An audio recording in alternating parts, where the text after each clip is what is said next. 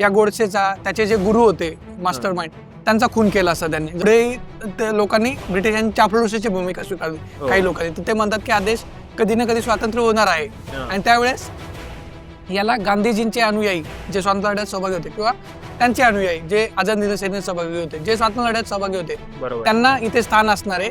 बाकीचे हे जे ब्रिटिशांची तडजोड करणार आहेत यांना काही स्थान नसणार आहे असे स्वतः नेताजी सुभाषचंद्र बोस म्हणतात. ओके. आणि जर ते जिवंत असते याच्या वेळेस गांधींचा खून झाला त्यावेळेस स्वातंत्र्याच्या वेळेस, तर त्यावेळेस त्यांनी किंवा भगतसिंग जिवंत असता भगतसिंगनी या गोडसेचा त्याचे जे गुरु होते मास्टर माइंड त्यांचा खून केला असता त्यांनी जर ते जिवंत असते तर. बरोबर. एवढं त्यांचं हे होतं. पण काय आज त्या बोसशी किंवा भगतसिंगशी त्या मूर्ख गोडसेची तुलना केली जाते ज्याने कधी ब्रिटिशांवर दगडही फेकला नाही.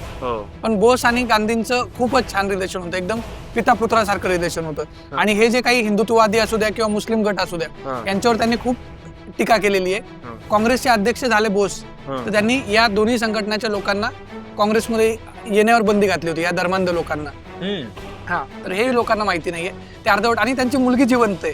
त्या मुलीचा जर इंटरव्ह्यू बघितला तुम्ही तर ती सुद्धा म्हणते की माझे वडील ह्या असतील तर गांधी, नेहरू, भगतसिंग यांच्या बाजूचे होते. ते कधीही सावरकर किंवा हेडगेवार, गोळवळकर या हिंदुत्ववादी लोकांच्या बाजूचे नव्हते. उलट त्यांनी या लोकांना सनकून विरोध केला होता.